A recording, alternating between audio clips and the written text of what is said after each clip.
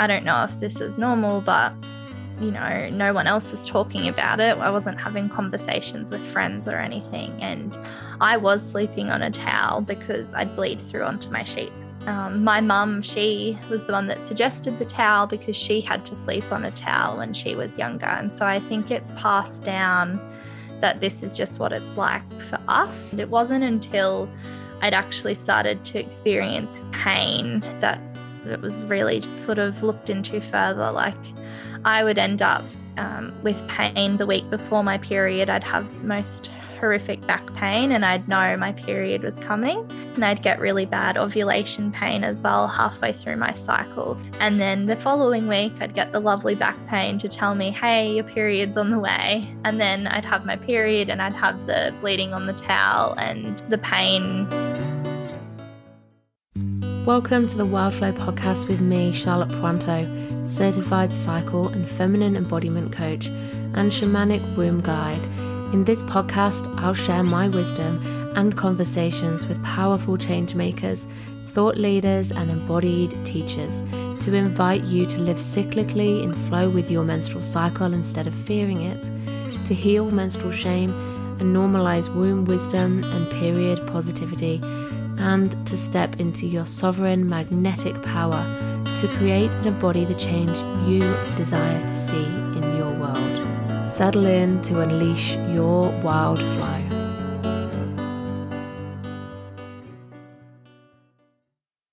Endometriosis is a really prevalent condition that affects a lot of people with wombs and female physiology. And today's guest, Isabella, is an educator, an advocate, and a mentor in the endometriosis support space based in Australia. I invited her on because March has been Endometriosis Awareness Month, and she told me during this podcast that actually April is Adenomyosis Awareness Month, which is a sister condition to endometriosis. So we have a really important conversation talking about what endometriosis and adenomyosis is, what some symptoms are, a typical experience of living with endometriosis, the journey to getting support and help, diagnosis, treatment, and even long-term support and management of this condition. And Isabella shares very much her story, which breaks my heart to hear, but I think it's fairly common experience. Her as a child, how she discovered she had endometriosis, the journey she went on, how she went about getting help, and also how she came to this space of working in advocacy and support for people living with or suspect that they are living with endometriosis. So this is a really important conversation to listen to. If you suspect that you have got something going on underlying with your periods, if they're particularly heavy or painful, but if you feel that you might have a chronic health condition, and even if you don't, please listen in so that you can support the people around you, so that you can be an ally and an advocate, and that together we can bring more awareness and understanding to adenomyosis and endometriosis, and we can lift the taboo that shrouds these conditions that are categorized currently as women's gynecological conditions, but on much more than that. So please listen in, and I hope that this is informative, enlightening, and also really supportive to you if you are living with endometriosis or think that you might be. So I'd love to introduce my guest, Isabella. Isabella Gosling is the founder of Let's Talk, a podcast and community for people who want real talk, raw stories, and reputable information when it comes to all aspects of health and well-being. Each week on the podcast, she smashes stigmas and taboos around wellness, chronic illness, periods, reproductive and sexual health, and she speaks with thought leaders within the health space. Isabella holds both a Bachelor of Education and Bachelor of Nursing. After searching for answers for her pain for over 6 years, Isabella was diagnosed with endometriosis and adenomyosis in 2015 at 20 years old. Since then, she's advocated for better care, treatment and support for those affected by chronic conditions such as endo, adeno and polycystic ovary syndrome, PCOS. Isabella is passionate about educating and supporting the chronic illness community to take action and make informed decisions when it comes to all aspects of their health, so they're not just surviving but thriving. And in 2020, Isabella was announced as the 7 News Queensland Regional Young Achiever of the Year for her important work in this space, as well as being a semi-finalist for the 2021 So Optimist International Women Empowering Others Award. So we've got a really great resource on our hands today with Isabella. Tune in and learn something new, and I hope that this supports you on your own journey. Isabella, welcome to Wildflow. How are you today? Oh, thank you for having me, Charlotte. I am very excited to be here, and I'm feeling very relaxed and calm after the little, I guess, meditation we did before recording just now. So yeah, really, really good today. Thank you. Yeah, that was lovely. I always like to do that, as much for me as for you. Just to drop in. So yeah, I feel the same. I feel nice and relaxed, and my mind is a lot slower now. They can tell the difference when I don't do it. So it's really lovely to have you here. I'd love to just start, as always, with the cycle check-in and just ask you if you have a menstrual cycle, where in your cycle you are today and how that feels for you. And if you don't, just ask you if there's any cycles that you work with, like natural cycles, the moon, etc. Just curious to hear how you're feeling today in relation to that. And I'd love to share as well, just so we get that comparison of where we're at and how we each have our own unique cycles. Yeah, of course. So I currently don't have a menstrual cycle. I have some hormonal therapies that are sort of suppressing that currently. Whoops, sorry. That's that okay. Are suppressing throw my phone at you. That are suppressing that currently. So I generally try to work within like the moon cycle, like that new moon and the full moon, and I'm a bit into crystals as well. So going and taking your crystals out into the full moon and then doing that lovely new moon energy and energizing them with a moon bath.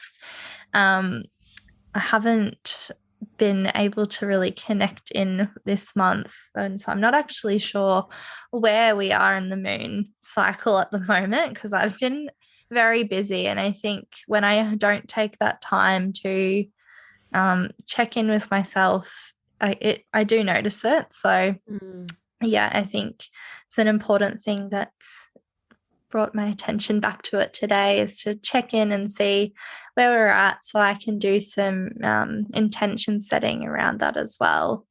So yeah, I also like to work within that calendar space or weekly space as well, and I love just sort of setting up my week or my month. So I love starting a new month and writing all the things that are happening in the calendar, checking what I've got coming up, and then doing a little bit of a reflection on the month that's been, and then setting some intentions for the month ahead. I love that. Thank you for sharing. I really hear you. So not having a menstrual cycle, but really tuning in as well, still to the cycles and, you know, what's happening around you, and using that as a way to connect inwards. And I love what you said about, you know, having the week and then the month and the moon. And these are all ways of inviting you, like, to have that connection, but to, you know, like setting intentions and reflecting. I think that's a really beautiful practice. But also hearing that, you know, you've had a busy month and that you've not had so much of a chance and opportunity to connect inwards. And that's so normal. It's so funny, actually. I was just looking at my cycle charting journal that I have, and I have been really crap this cycle, really bad. And I started bleeding, and I haven't done anything, and now I just had to even check which cycle day I'm on, which I think is really, it's really funny, isn't it? Cycle coaches don't have all their shit together. But I'm on cycle day 13, apparently, which for me feels like, oh gosh, I just haven't had, I bled for a really long time this time. I have irregular cycles at the minute with breastfeeding. So I haven't had that kind of, archetypal spring into summer kind of energy. Like I think I'm, quite a long way away from that. So just slowly building up. And I've been solo parenting over the last few days as well, which has been quite tiring. So yeah, I feel quite, like a really slow start to the cycle, and to say that day 13 might be sort of the middle of somebody else's cycle. For me, I feel like I'm just kind of just starting to warm up a little bit, as it were. But we just passed full moon on the day of recording, where I think it was was it Friday or Thursday, and it's now Tuesday, so a few days passed, and so we're in the waning moon phase. And that's probably more reflective of how I feel a little bit at the minute, just with that kind of slower energy. And we're just coming into autumn as well. And yesterday was equinox. So we are at that point in the wheel of the year in the Southern Hemisphere where we are, the moon and the seasons are kind of lined up. We're past summer and we're just in that sort of waning phase, that cooling phase, when things are starting to slow down. And I'm always curious about whether my kind of and I don't have a true cycle at the minute, but whether summer, my inner summer is different in the season of summer, and whether I think it changes a little bit the more we get into autumn as well. So all beautiful cycles to work with. Yeah. I love what you were saying about working with crystals and charging them, and I love to do all that stuff too. Yeah. Yeah. My friends say I'm a little bit witchy twitchy, which is funny, but I think they're really beneficial. So, and I love doing like card pulls and things like that. And I know that's a bit, alternative for some people, but I find it really helpful for me. Totally normal in my book. Yeah, I love to do that too. Yeah. When do you like to pick some cards? So my best friend and I, we always do a yearly pull, and we'll pull one card for each month of the year, to just sort of see what the year will look like. And that's always something that we do right at the start of the year. We lock in a hangout together and we'll pull cards and be like, oh, wow, so this could be what's in store for the year ahead. And then I also like to do a monthly card pull as well, just as like an intention to focus around for the month. And then sometimes just when I'm needing some extra guidance or advice, I might pull a card as well, just as like an extra little push in a certain direction. And yeah, so I think they can be really beneficial. Absolutely. I love that. Yeah. I haven't done the yearly one. I think that's a really nice idea. I didn't do that at the start of the year, but I like to pick one every the start of every cycle. So when I'm bleeding, after a couple of days, I will pick a card for my month. And then I like to do new moon and full moon if I can as well. And like you say, sometimes when I just need some extra guidance, I'm feeling a bit kind of like out, like disconnected from my intuition, or just kind of not sure of what's going on, or if I'm feeling a bit sticky like inside about something. I like to pick a card, and it doesn't need to be it's just interesting what it says, and then that invitation to reflect and kind of, is it true? How do I feel about that? What does that mean to me? Rather than taking it as gospel. I just, it's always amazing how I always seem to pick the right card as well at the right time. It's like, you make meaning of it though, don't you? Whatever it needs to be. You do, but you always are like, oh wow, this is really relevant. So yeah, I love the cycle idea as well. If I had a cycle, that's something that I would probably incorporate into that as well. Yeah, it's a good one. Um, Beautiful. Thank you. Well, we're here to talk about endometriosis. So March has been Endometriosis Awareness Month, and by the time it will come out, it will be the end of March. Um, but I really want to have this conversation and just raise awareness of more about endometriosis and adenomyosis as well. So these are women's health conditions, to put it, a very umbrella term. And I want to kind of dive deep into it. I think it's something that not enough people know enough about, even people who are experiencing one of these conditions as well. It's difficult to get information, to get an accurate information of what's going on, to get treatment and support. And so you are somebody who I've really, I found you on Instagram and I love everything that you share. And I love the work that you're doing in the advocacy space as well. And so I'm just really grateful for you to come and have a chat with us and just to share, more information about it, but to kind of clarify maybe some myths, help people shortcut the route to finding out what they need to find out, and to be able to share you as a place where people can come and connect with you as well. So that's kind of what this is about, and why I've invited you into this conversation.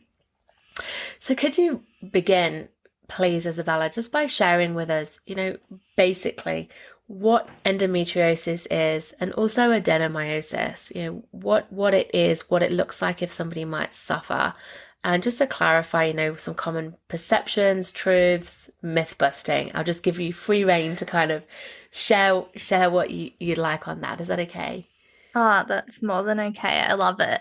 And I think doing this so it does come out at the end of March is a really good time, because as Endometriosis Awareness Month draws to a close, April sees the start of Adenomyosis Awareness Month. So it's a very good time to release this episode. So yeah, very well chosen. I didn't know that. I didn't know it was Adenomyosis Month in April. Yeah. That's great. I'm really glad that it has time and space. It's all worked out the way it should have. Yeah. So endometriosis affects 1 in 10 people assigned female at birth. So that's women, that's people who identify as non-binary, that's people who might have transitioned to being male but were assigned female at birth. So it affects a whole lot of people.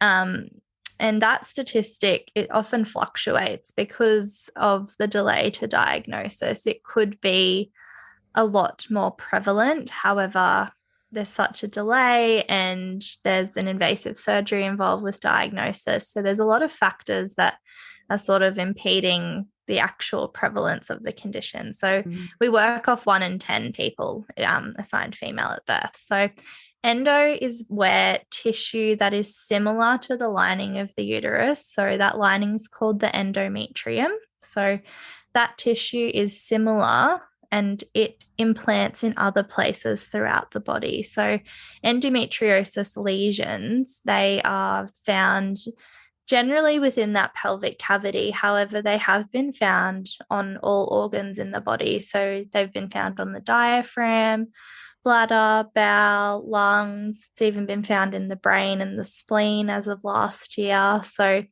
it's not just that reproductive condition that people often associate it with. And I guess the reasoning behind why it is so associated with being a gynecological or reproductive condition is due to the symptoms that are involved. And one of the really key symptoms of endometriosis can be having an incredibly heavy and painful period. So that's sort of where that narrative of being a period-related condition or gynecological condition comes from. However, it is a whole body disease.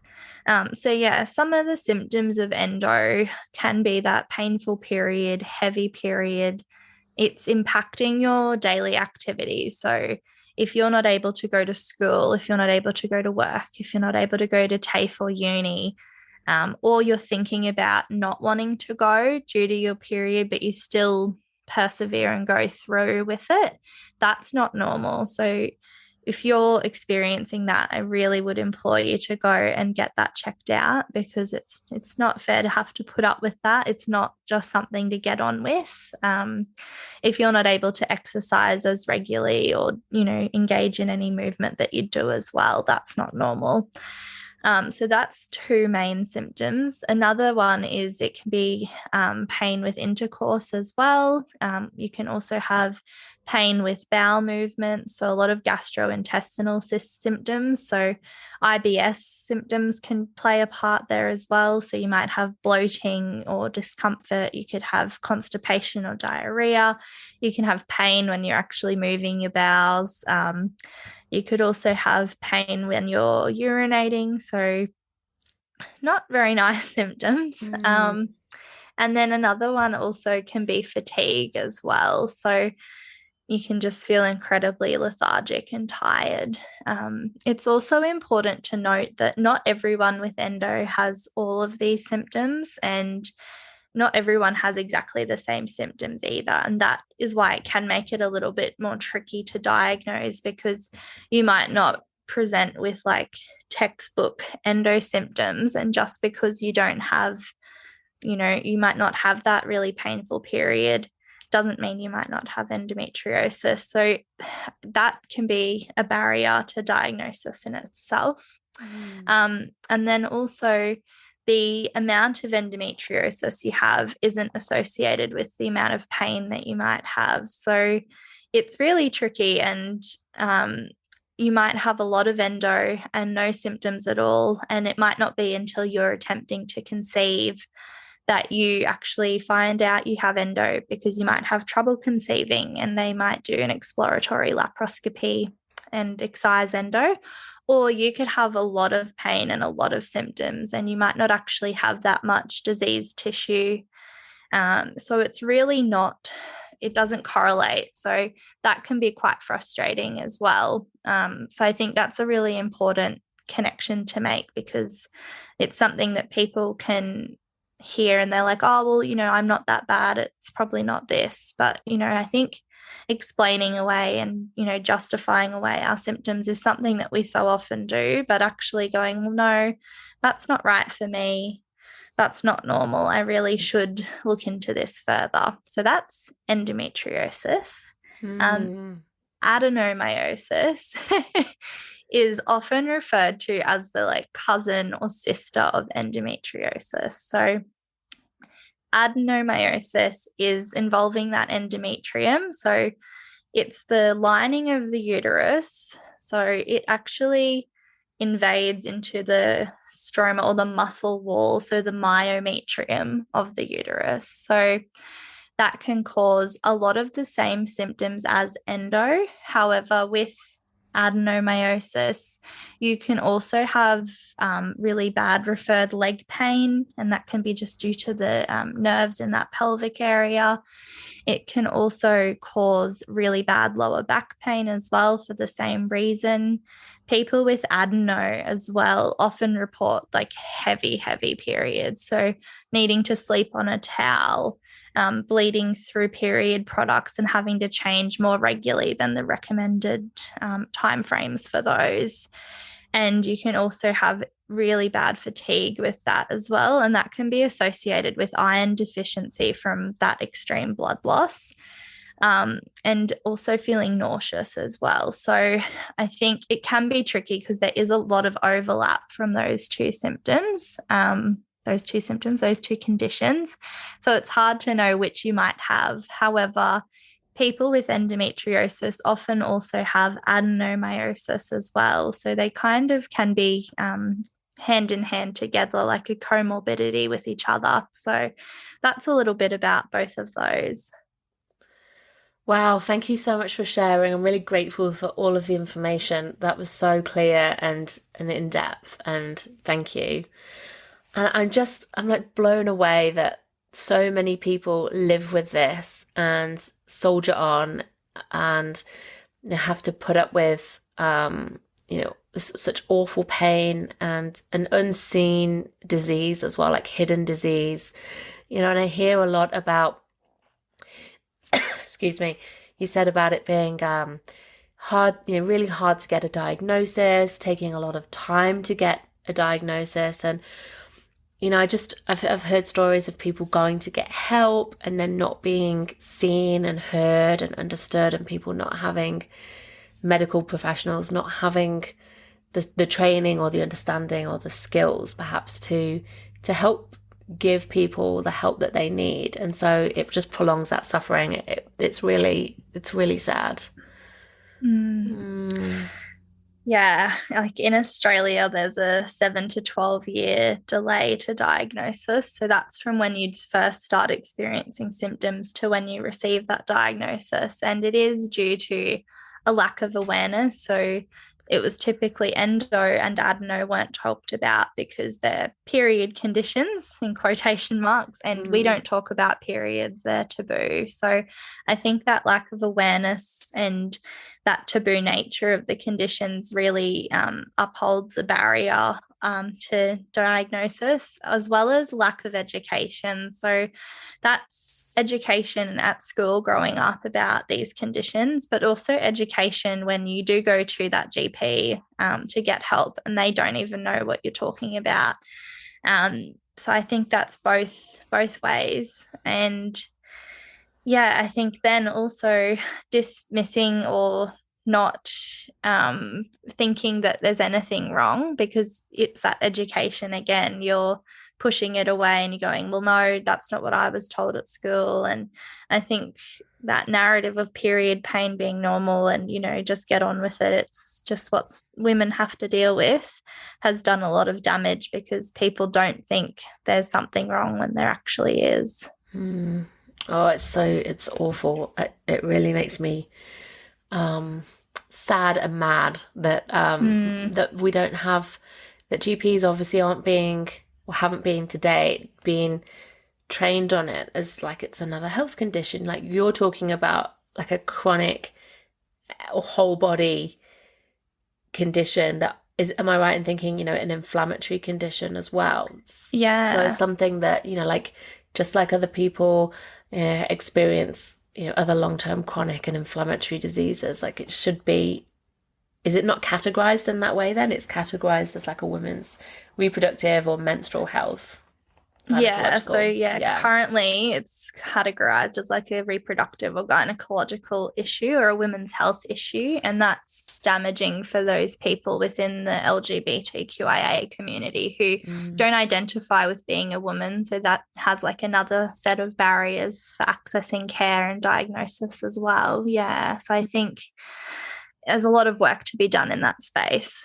Yeah, a lot of work, which, it's a good chance for me to ask you, tell me about you and your story and the work that you do. Like, how did you come to do the work you do? And tell us a bit about the work you do as well.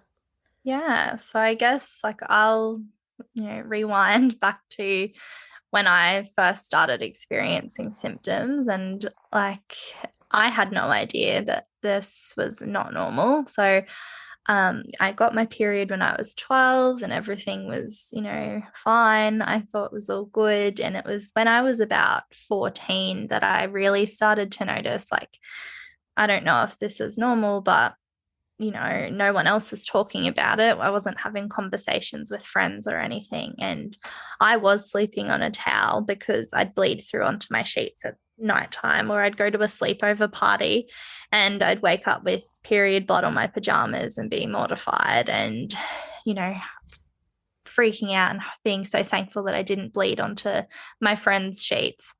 Those sorts of experiences. And my mum, she was the one that suggested the towel because she had to sleep on a towel when she was younger. And so I think it's passed down that this is just what it's like for us. And I think those experiences within your family can say a lot as well. And it wasn't until I'd actually started to experience pain that it was really sort of looked into further. Like I would end up with pain the week before my period. I'd have most horrific back pain and I'd know my period was coming.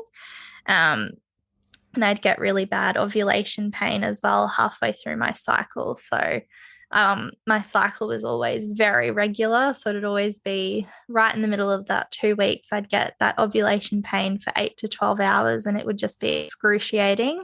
And I'd be so glad that it would pass. And then the following week, I'd get the lovely back pain to tell me, hey, your period's on the way. And then I'd have my period and I'd have the bleeding on the towel and the pain that came with that. So yeah, it was a lot. And it was about when I was 15 that mum was like, look, I really don't think this is normal. I hope you don't have endometriosis. And I hadn't even heard of that before. Mum had only heard of the word because she was a registered nurse and she used to do the gynae clinic at the hospital, but she was never diagnosed with endo herself. She said she went to a gynae at 21 because she had some period problems, and he gave her the pill and she was right, and she'd been fine ever since. So she never actually knew what was the issue for her. So that sort of then started on that journey of trying to figure out what was wrong. So went to the GP and got popped on the pill because that's what you do.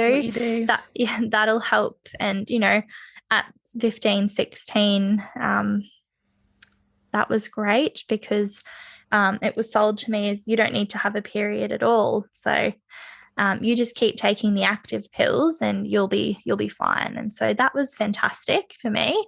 I thought, great. Not taking the sugar pills, like just keep going. No, yeah, you just keep taking those active pills.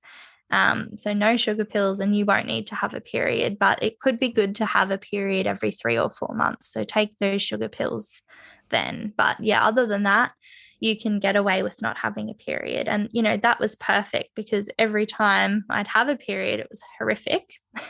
And that worked for a bit until it didn't. And I started to experience breakthrough bleeding. And so I'd be bleeding, you know, random times throughout the month. And yeah, so that wasn't actually a good solution. So about 2 years after that, went back to the GP and I'd switched pills a few times to try and like fix this breakthrough bleeding issue. And the pain was getting worse. I was having to skip work, starting uni and skipping lectures because I was in so much pain. And I went and saw my first gynecologist. I got referred and saw her, and she said, yeah, I think you might have endo. I don't operate those, so I'm going to refer you on to another surgeon who does. So went and saw the next surgeon, and he was like, yeah, you could have endo. Let's do a laparoscopy and we'll have a look. And so I had my first laparoscopy when I was 19 and went in for that one. And I woke up and he came out and was like, yeah, no, we didn't find any endo.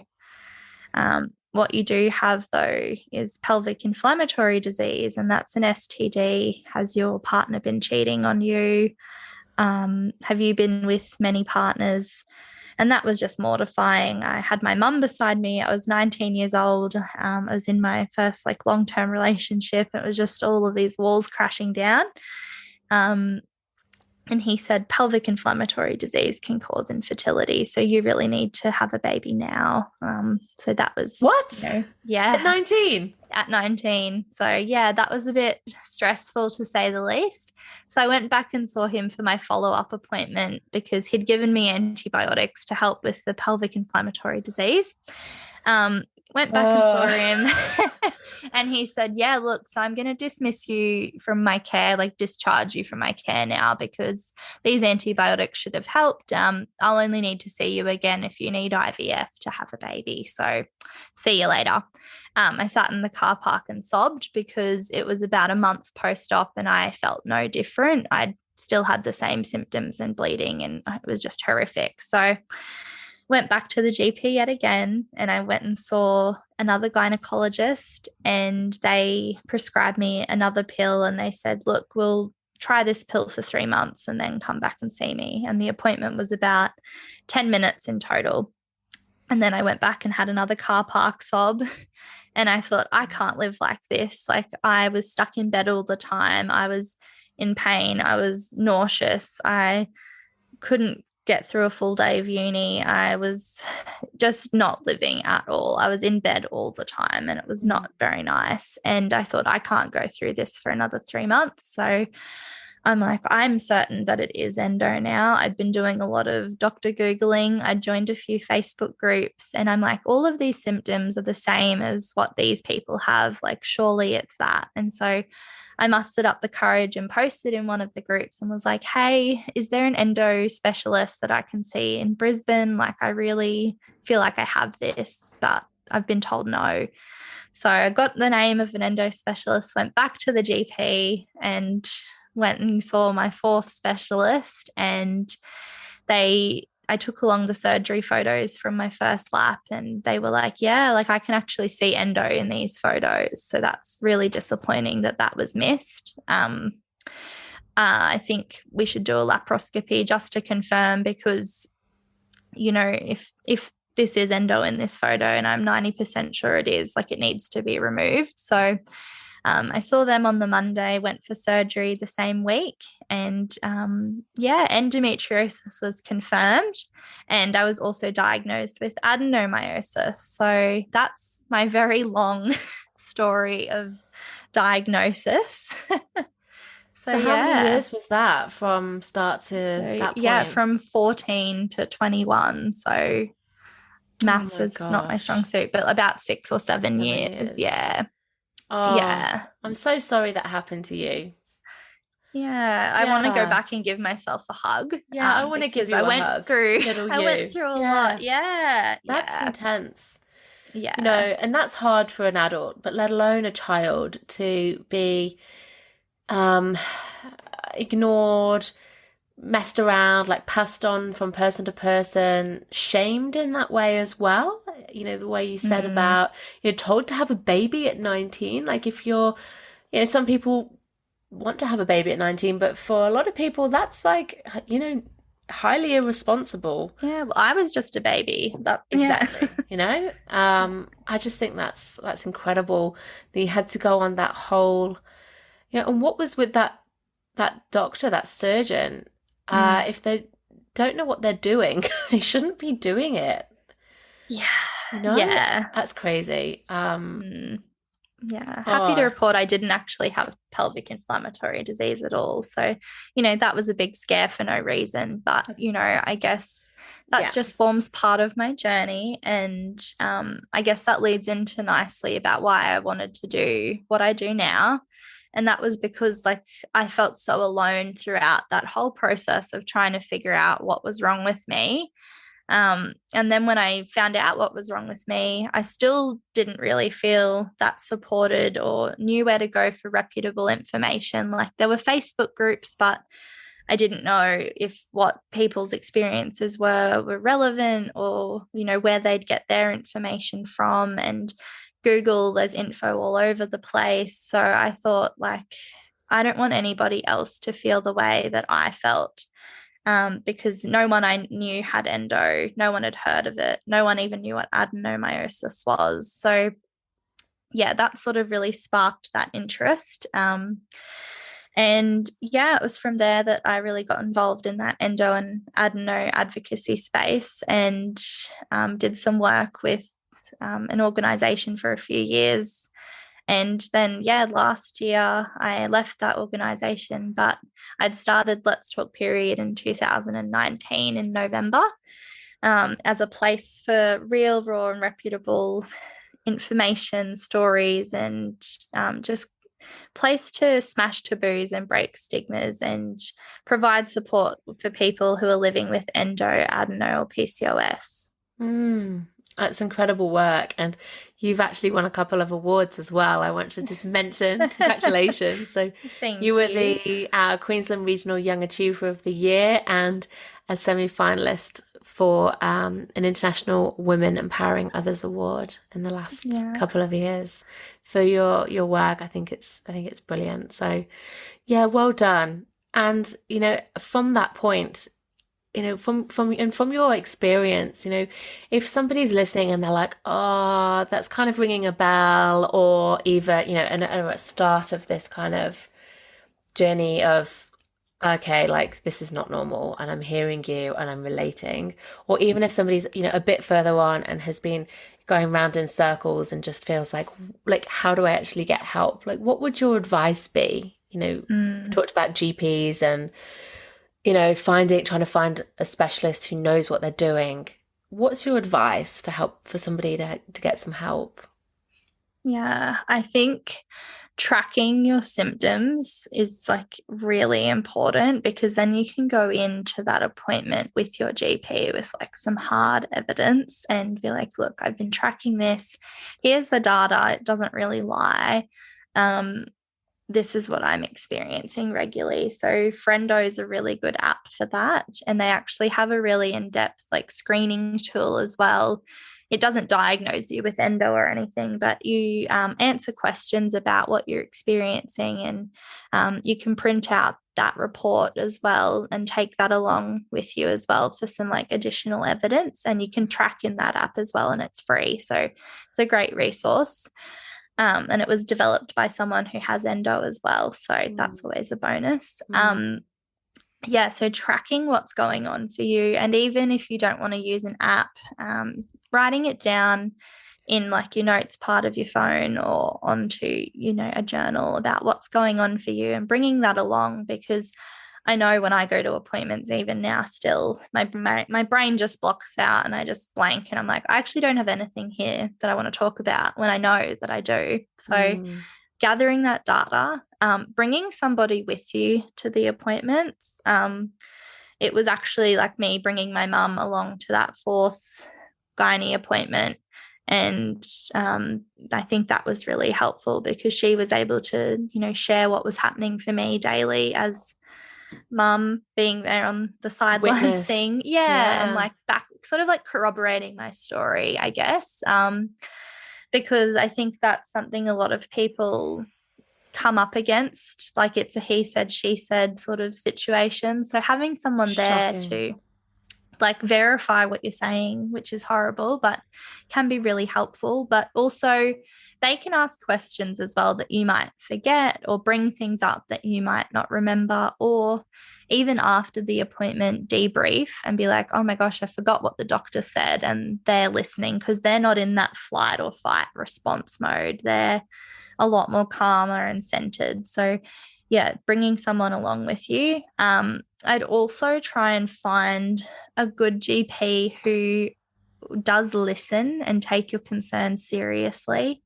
And then being referred to someone who is an endo specialist, because there are so many gynecologists out there and they all have their different interests into what they delve into. So some might be really interested in high risk obstetrics, which was one of the gynecologists I got referred to without knowing.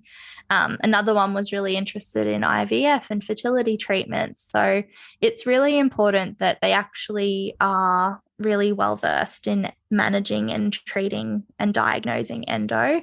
Mm. And you can sort of get a feel for what they're about by looking on their website, what their spiel is.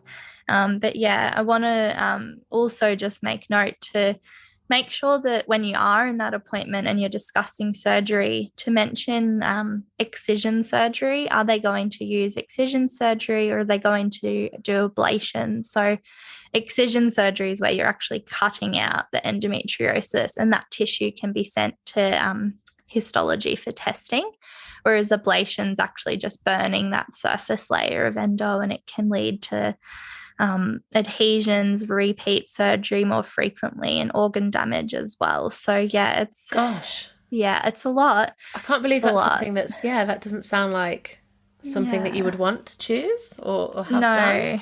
Mm. A lot of surgeons who don't know how to treat endo correctly do ablation because they just Oh, burn off that top layer. So it's a really, really important distinction. And if they say, oh no, we use ablation, then, that might not be the doctor for you. And unfortunately, back to the drawing board and finding someone who knows what they're looking for. And I think that contributes to that delay in diagnosis as well, like we were talking about before.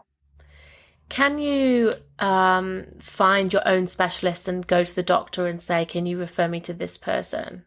Yeah, that's what I ended up doing because Right. 3 other times I'd been sent to 3 random people at the doctor's peril, whoever they thought to send me to. And that's why I made that post in the Facebook group and was like, who do I go and see? And I brought my mum to that GP appointment as well, just for some backup. Because, you know, who wants to listen to a 20-year-old? And, you know, so I brought her along and I was like, I want a referral to this doctor. Pretty sure my mum even said that, not I, because I was like too scared. But she was like, you know, I want a referral to this doctor for my daughter. Like, you know, we've been through the runaround. We've seen 3 different people. Like, enough's enough. This is who we want to see. And any good GP should refer you to who you'd like to be referred to. Similar scenario, if the GP doesn't want to do it, go and find a new GP. Like, it's no harm getting a second, third, fourth opinion. I'm living proof of that, because if I stuck with what that second gynecologist told me, I'd still probably be wandering, you know, around aimlessly with all of those horrific symptoms. And so you don't have the symptoms anymore. Are you kind of so on the other side of it now? Managing so much better. Like, I'm no longer in bed all the time. I've been able to get my symptoms under control with a really good treatment and management plan. I think it's important to note that there's no cure for endometriosis. I think that's one of the biggest myths. There's no cure for it. A lot of the time, hysterectomy and having children gets thrown around as cures, but there's no evidence to support that. There's no cure. It's just really about management and treatment options. So multidisciplinary treatment's been really helpful. So seeing a pelvic physio, having my gynecologist who knows what they're doing. And I've seen an exercise physiologist as well, acupuncture, nutrition and dietetics, but all of that like holistic care. So you have that whole picture, so you're in the best health possible. And I think it's important as well to note that I'm not seeing all of these people all at once, because that would be very expensive, but sort of picking and choosing who you need in what moment to manage what you're going through. Yeah, I'm amazed. You know, I can see why it takes so long to get to where, you know, the point you got to with, you know, resolution. But then, you know, that's just to diagnosis. Then there's like long-term living with something that is still there and can come back, right? And so it's management. And you know, this, you know, in Australia, we're talking, you know, in the local context as well, where, you know, we have Medicare, but to see specialists, there's a fee. And, you know, I'm not even sure if you get a referral, whether you get some of that money back. Some of it can be covered on private health if you have private health, but if you don't, it's all out of pocket. And if you go down the public route, there's a 12-month waiting list sometimes before you can get in to see the specialist. And then there might be a 12-month waiting list for surgery. So it's, even though there's free healthcare, that option's also very lengthy as well. It's shocking. So, you know, to try and get to the point where you just can get out of bed every day, it takes years, patience, you know, doing a lot of your own digging in, you know, into research and learning and trying to find the right people to get help from, and then money as well to like proactively manage your condition, you know, long term. I just can't believe that we're at this point. So is this something that's just really under researched? And like you said, because it's considered menstrual or reproductive, you know, women's health doesn't get the dollars that, you know, men's health does. Is it something that's just, you know, under researched and obviously under trained at medical school? And, you know, what are some things that we can do, I guess, you know, like taking it into our own hands like you have, to try and, you know, you've obviously created your beautiful Instagram page as well and your own community, but, you know, is this a bit like, you know, working against menstrual shame? Like the more we talk about it, the more, you know, we can have, you know, safe spaces for women to come and talk to and find out. Like there's, you know, it seems like this has got to be something that's taken into our own hands to do something about. Yeah, you really do need to be an advocate for yourself. And I was speaking with someone yesterday and they said you need to be the CEO in your own healthcare. And I think that's very true. You really need to be the one pushing and fighting, which is really unfair. And, when you're already in a lot of pain and you've got a lot of symptoms, that's really draining. So, yeah, that sort of comes from that pushback yourself. But again, creating that awareness has been absolutely phenomenal. Like when I was diagnosed in 2015, nobody had heard of endo and no one had heard of adeno. And I guess now it's come so far that there is a lot more conversation around both. Adenomyosis still doesn't get as much recognition because it's still very, if endo doesn't have a lot of research, adeno has even less. So I think opening that discussion and talking about both really does help to create awareness. And I think when people realize what both conditions are, they're absolutely gobsmacked and shocked about how painful and debilitating they can be. And then it begs the question of, well, why aren't we doing more? Thankfully, in Australia, the government has committed funding for research. So I think there was $10 million announced last year to go towards various institutions for researching things to do with endo, which is really great. But yeah, I think there is that lack of research because it wasn't taken seriously for a long time. And it's only just sort of starting to get some funding behind it now. And so we're playing catch up. There's a lot of work to do. We still don't know what actually causes endo. We don't have a cure. We're still trying to figure out the best treatment options. And there's so many different things that we don't know. So I think really trying to figure out those answers is great. And the same with adenomyosis as well. So yeah, opening that conversation and talking with others is really just what can sort of help to create more awareness, which would hopefully lead to more, public people in the community knowing about it and pushing for action and change, which can hopefully lead to more research. Yeah, and I get the really strong sense, that it's a big part of this is you talked about being in the doctor's room and your nervous system being in fight and flight and having that blank when you're in that state as well, forgetting what you're trying to say, and really needing allies around you, like your mum in the waiting room, like other people in these groups to support you, to feel safe and seen and heard and not gaslit and just ignored. Like I just think if even if this is something that you don't know, it doesn't affect you, to just have listen. I hope people are listening to this, even if it doesn't affect you, and just to be able to stand in support of other people around you who might. And we all need to know about this. This is not just it doesn't concern me kind of thing. Like we all need to stand in solidarity with each other as well. So where can people find you? What's your Instagram and your podcast as well? Yes, I haven't even really mentioned the podcast. You can find me in a few places. So Let's Talk Period is an Instagram account, but it's also a podcast. We're in season 4 now. And so new episodes come out every Monday and Wednesday. So wherever you get your podcasts, you can find us there. I say us, but it's just me. You can find the podcast there. So yeah, Monday's episodes are solo ep with me, and I just chat about something related to chronic illness, endo, adeno, PCOS related.